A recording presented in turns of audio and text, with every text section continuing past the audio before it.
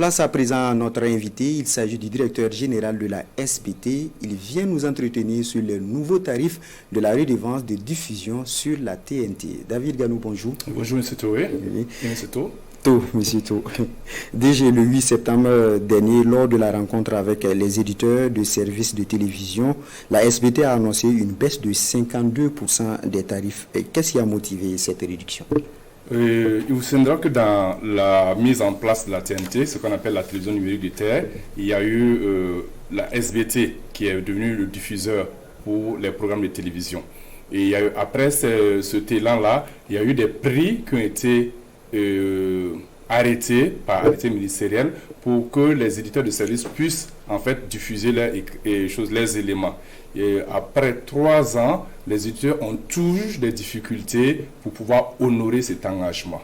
Et vu ces difficultés, les autorités, à travers le conseil d'administration de la SBT, a consenti à diminuer substantiellement en fait, ces redevances-là pour permettre aux éditeurs de pouvoir supporter la charge. Alors on peut dire que c'est du pain béni. Concrètement, ces tarifs passent de combien à combien?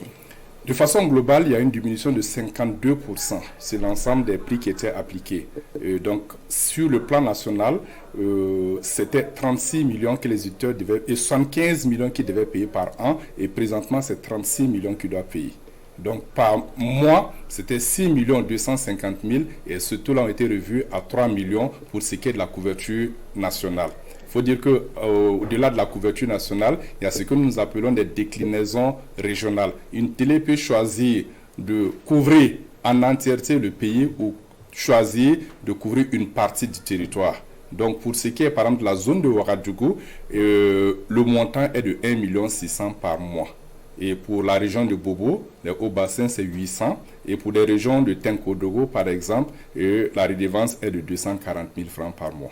Donc les tarifs dépendent du type de couverture. Voilà, absolument. Donc pour quelqu'un qui veut couvrir l'ensemble du territoire national, pour être vu sur tout le territoire burkinabé, il aura à payer 3 millions. Mais pour quelqu'un qui veut être dans la région du centre-est, par exemple, à Tenkodogo, il ne va débourser que 240 000 francs par mois.